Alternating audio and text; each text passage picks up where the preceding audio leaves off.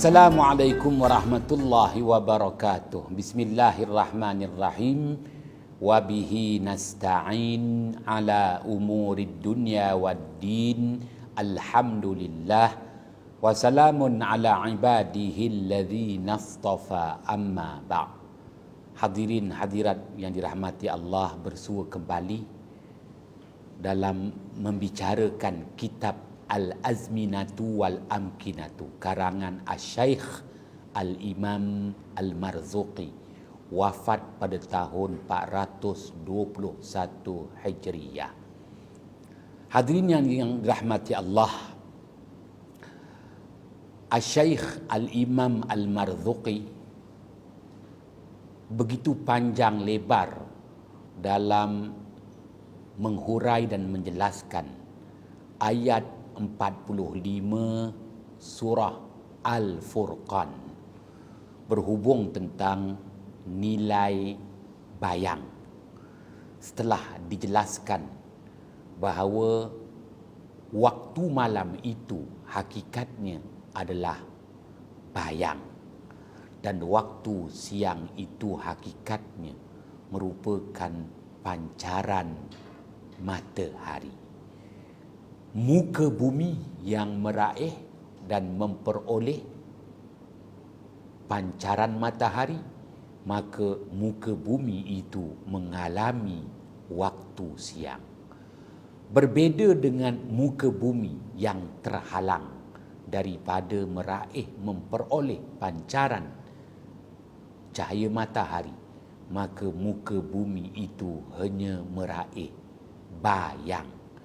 Bayang yang sifatnya gelap berlawanan dengan cahaya. Itulah hakikat sebenarnya malam yang merupakan bayang. Untuk melanjutkan perbicaraan ini, Asy-Syaikh Al-Imam Al-Marzuqi mengulas pada kitab Al-Azminatu wal-Amkinatu halaman yang ke-27. Halaman yang ke-27.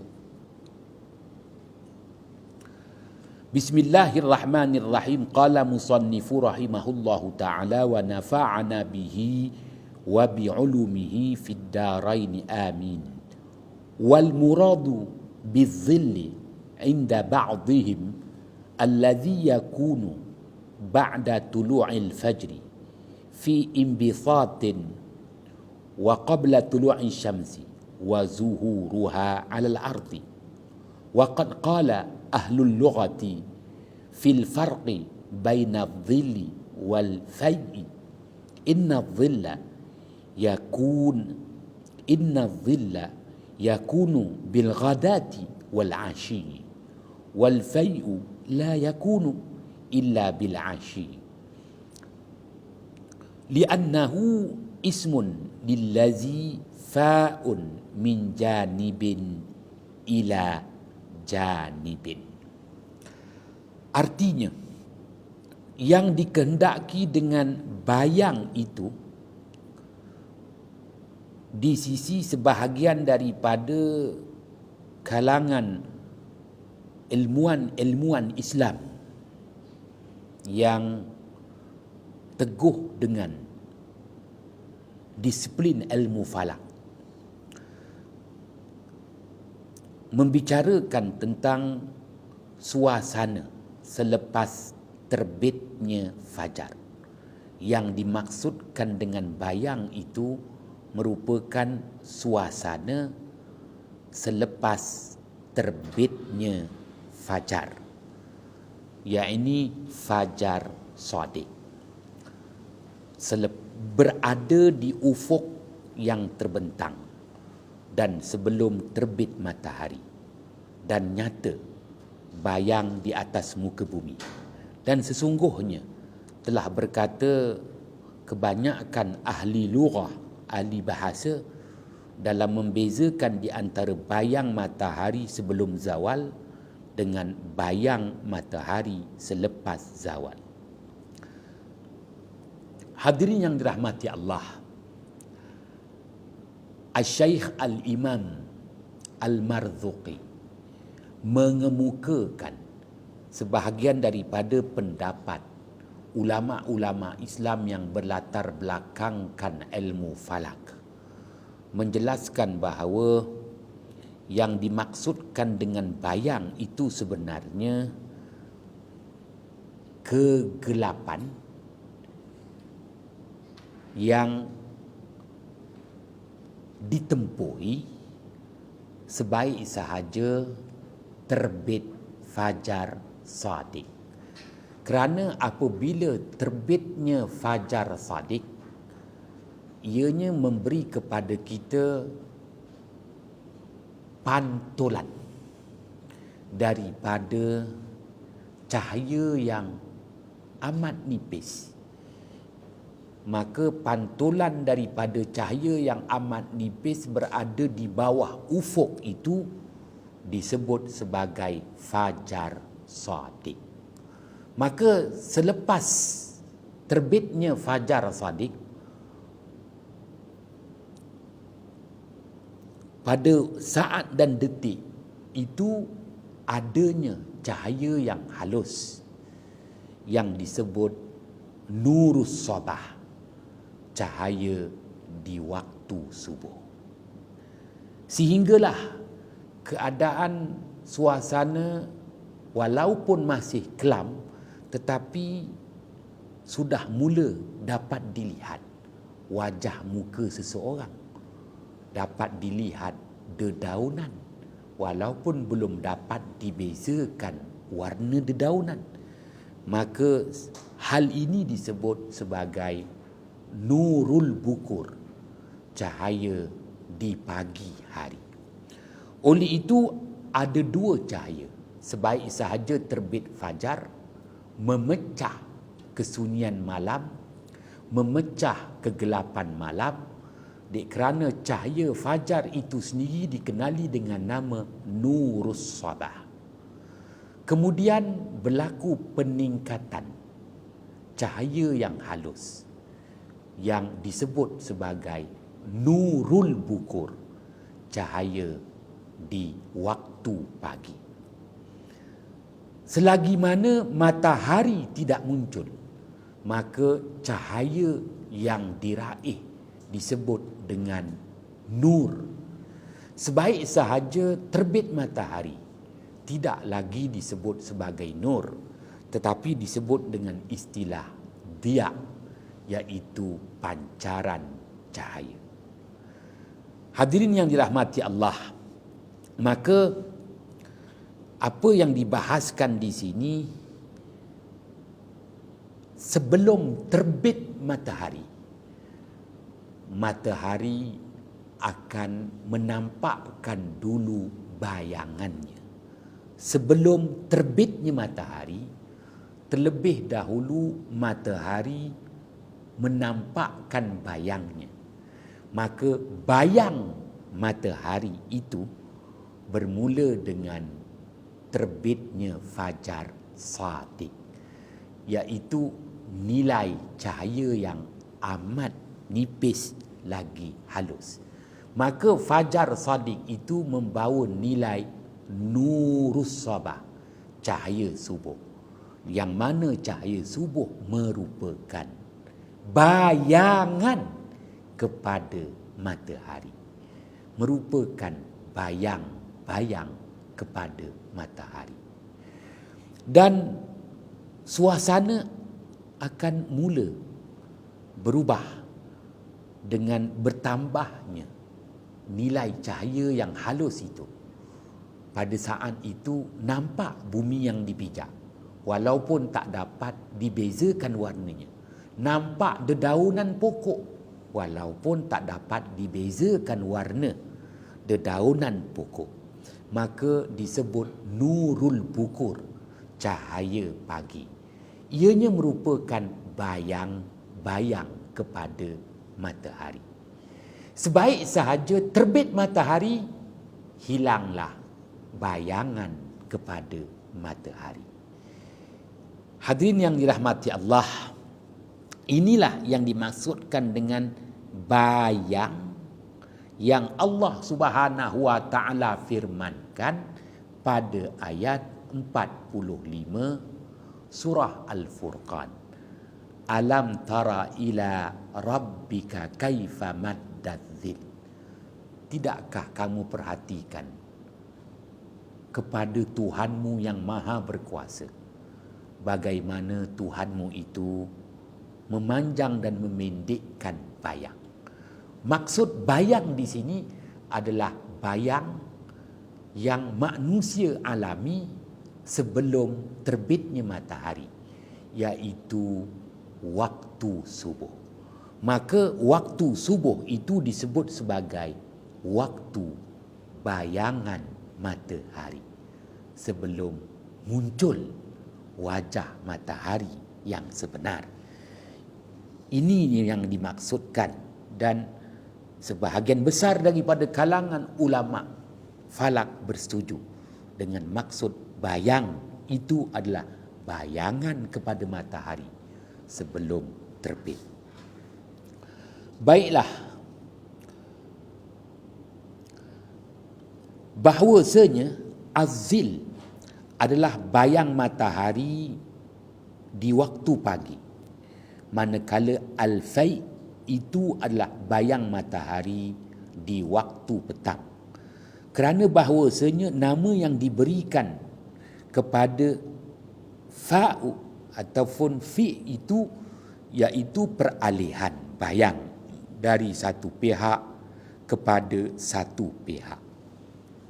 Asy-Syaikh Al-Imam Al-Marzuqi menjelaskan kepada kita dalam kitabnya Al-Azminatu Wal-Amkinatu bahawa ada nilai bayang yang berbeza. Bayang matahari sebelum zuhur dan bayang matahari selepas zuhur. Bayang matahari yang wujud sebelum zawal, bayang matahari yang wujud selepas zawal. Apabila terbitnya matahari, maka bayang matahari yang terhasil itu disebut azil. Sebaik sahaja matahari melepasi zawal, dengan kata lain selepas waktu zuhur, matahari gelincir dari tengah langit, bayang yang terhasil disebut sebagai al-fi'. Bayang yang terhasil sebelum waktu zawal az-zil. Bayang yang terhasil selepas zawal disebut al-fi'. Kenapa perkara ini diutarakan? Ianya bersandarkan hadis baginda Muhammad sallallahu alaihi wasallam, riwayat daripada Imam At-Tabrani. Iza fa'atil afya wa habbatil arwah, apabila kelihatan berlakunya anjakan bayang matahari daripada bayang matahari yang terhasil ke sebelah barat, kali ini berganjak bayang matahari yang terhasil ke sebelah timur. Iza fa'atil afya wahabbatil arwah, dan bertiuplah tiupan angin, yakni masuknya waktu asar. Fatlubu hawaijakum ila rabbikum, tuntutlah segala hajat-hajat kamu yang masih lagi belum tertunai. Moga-moga Allah tunaikan segala hajat-hajat kamu yang belum tertunai sejak daripada terbit matahari sehinggalah gelincir matahari.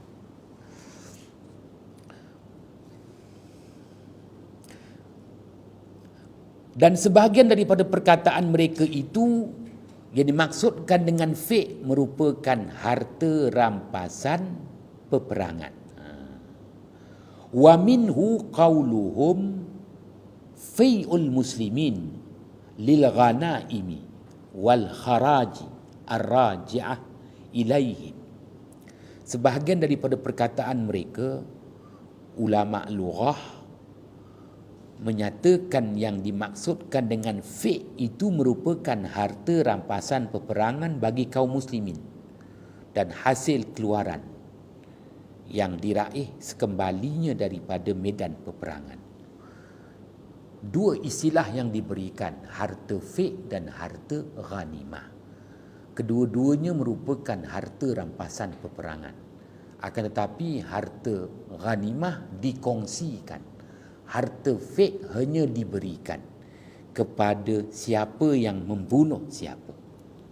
Apabila seseorang itu membunuh si kafir, dialah yang layak mengambil harta yang ada pada si kafir yang dibunuh, maka ianya disebut sebagai harta fi'h.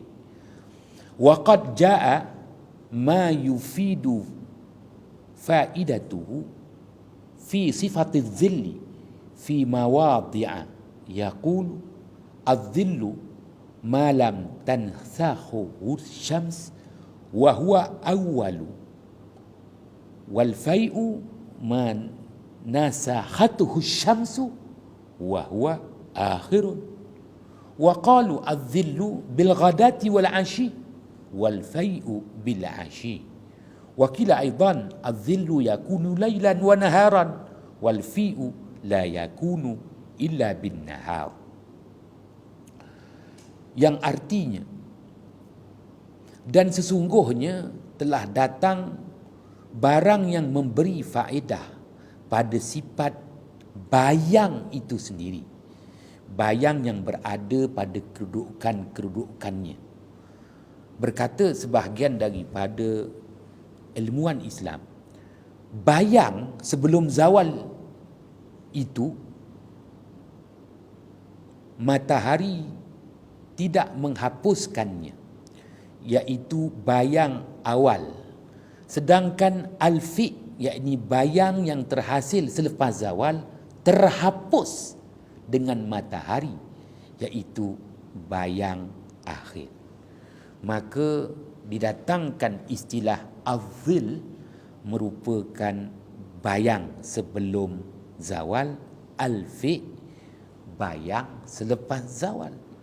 Bayang sebelum zawal itu tidak terhapus, tetapi bayang selepas zawal itu boleh terhapus. Ia dijelaskan lagi dengan sebahagian daripada kalangan ilmuwan Islam berkata az-zil bayang sebelum zawal dan al-fi' adalah bayang selepas zawal. Dan dikata juga az-zil itu adalah bayang di sebelah malam dan siang, dan al-fi' itu hanyalah di sebelah siang sahaja. Hadirin yang dirahmati Allah, penggunaan istilah dan kenapa perlu dijelaskan penggunaan istilah yang betul, kerana ianya disabdakan oleh baginda Muhammad sallallahu alaihi wasallam, iza fa'atil afiyah, apabila berganjaknya bayang. Membawa erti bayang yang Rasulullah maksudkan adalah bayang yang terhasil selepas waktu zawal. Membawa erti selepas waktu zawal, maka bayang yang terhasil itu disebut sebagai fi', dan Rasulullah menyuruh agar kita merayu kepada Allah. Semoga hajat-hajat kita yang masih tertonggak, yang masih tertunda, yang masih tertangguh, Allah Subhanahu wa taala sempurnakan juga. Dengan kata lain, waktu asar adalah waktu yang istimewa. Waktu yang Allah perakukan sebagai waktu di mana umat manusia terdedah dengan kerugian. Dan selepas menunaikan solat fardu asar merupakan haram, waktu haram menunaikan solat sunat.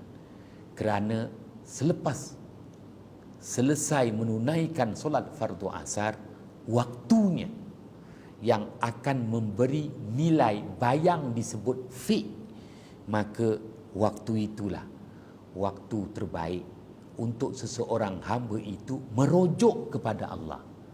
Rujuk semula kepada Allah, berhubung tentang apa jua hajat yang tertonggak, tertunda. Begitu juga yang selama ini menerima halangan. Itulah dia nilai waktu asar. Waktu yang Allah perakukan manusia terdedah dengan kerugian. Baik, kita lanjutkan lagi perbicaraan sebagaimana huraian dan penjelasan daripada Asy-Syaikh Al-Imam Al-Marzuki pada halaman yang ke-28 kitab Al-Azminatu wal-Amkinatu. Faqad fassala bainahuma qawlahu walau sya'a la ja'alahu sakina. Su'ila anhu mata kana mutaharriqan faqila ma'na as-sukun ha huna ad-dawamu was-sabatu ala tara annaka tarkulu lil ma'i sakini al-waqifi ma'un daimun wa raqidun. ويمكن أن يقال إن الساكن ها هنا من الثقنا لا من السكون أي لو شاء لجعله ثابتا لا يزول كما أن ثقن الرجل الدار يكون إذا قام وثبت. Artinya, maka sesungguhnya boleh dibezakan di antara keduanya bayang matahari sebelum zawal dengan bayang matahari selepas zawal. Boleh dibezakan. Bayang matahari yang terhasil sebelum zawal dengan bayang matahari yang terhasil selepas zawal. Sebagaimana yang Allah firmankan pada ayat 45 surah Al-Furqan yang artinya, dan sekiranya Allah Ta'ala kehendaki, nescaya Allah Ta'ala hentikan gerakan matahari. Maka ditanya, bila pula matahari itu bergerak? Maka dikata, makna diam itu yang Allah maksudkan pada ayat 45 surah Al-Furqan membawa erti mendiami dan tetap di sesuatu tempat. Tidakkah kamu perhatikan bahawasanya kamu pun berkata air yang bertakung itu adalah air yang berhenti dan diam. Dan mungkin juga berkata bahawasanya yang mendiami di sini merupakan seperti ia mendiami di rumahnya. Tidak berarti mendiami di rumah itu duduk diam-diam. Maknanya berada di rumah. Begitu juga yang dimaksudkan daripada firman Allah. Dan apa yang Allah Subhanahu wa Ta'ala nyatakan lagi, sekiranya Allah Ta'ala kehendaki, nescaya Allah Ta'ala jadikan matahari itu pegun, tetap tidak bergerak. Lau sya'a la ja'alahu sakina. Maka menjelaskan perkara ini tidak gelincir sebagaimana kediaman seorang lelaki itu adalah sebuah rumah. Di situlah dia berdiri dan dia duduk. Ia menjelaskan betapa Allah Subhanahu wa Ta'ala Maha berkuasa. Sekiranya Allah kehendaki, matahari itu pegun, tiada berlakunya gelincir matahari daripada tengah langit. Pegun. Dan diibaratkan sebagaimana kediaman seorang laki-laki itu adalah sebuah rumah, di situlah dia berdiri, di situ jugalah dia duduk diam. Membawa arti dalam kawalan di rumah kediamannya. Firman Allah Subhanahu wa taala yang artinya kemudian kami jadikan matahari itu sebagai dalil. Summa ja'alna syamsa 'alaihi dalila. Ayat 45 surah Al-Furqan. Dijelaskan lagi oleh Asy-Syaikh Al-Imam Al-Marzuki di halaman yang ke-28, yuradu bihi annahu laula syamsu lima urifa dhil fallahu ta'ala yuqbiduhu wa yabsutuhu fil laili wan nahar wa ala hadha yakunu dalilu bima'na ad-dal. Firman Allah Subhanahu wa taala yang artinya kemudian kami jadikan matahari itu sebagai dalil, yakni petunjuk yang dikehendaki dengannya bahawasanya sekiranya matahari itu diketahui bayang, maka Allah Ta'ala memegang matahari itu dan Allah berkuasa melepaskan matahari itu di waktu malam. Begitu juga di waktu siang. Di atas perkara ini matahari menjadi dalil dengan makna penunjuk. Hadirin yang dirahmati Allah, Asy-Syaikh Al-Imam Al-Marzuqi menghurai begitu panjang ayat 45 surah Al-Furqan dalam menjelaskan betapa Allah Subhanahu wa taala Maha berkuasa atas segalanya. Allah berkuasa untuk menghentikan gerakan matahari. Matahari tidak terbit-terbit. Maka manusia hidup dengan bayangan matahari, iaitu waktu subuh. Sama ada waktu subuh itu manusia meraih nurus sabah, begitu juga nurul bukur. Terhenti begitu, maka manusia hidup dalam keadaan kelap, menunggu terbitnya matahari. Tak terbit jua, kelam dan kelam. Allah Maha berkuasa melakukannya. Begitu juga Allah Maha berkuasa, matahari yang setiap hari gelincir daripada tengah langit, tiba-tiba matahari itu tidak tergelincir sama sekali daripada tengah langit. Allah Maha berkuasa.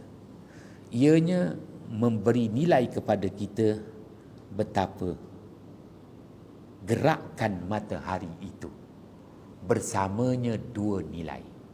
Nilai cahayanya dan nilai bayangnya. Semoga Allah Subhanahu wa taala sentiasa memberi pedoman kepada insan yang sentiasa memerlukan hidayahnya. Wallahu a'lam bissawab.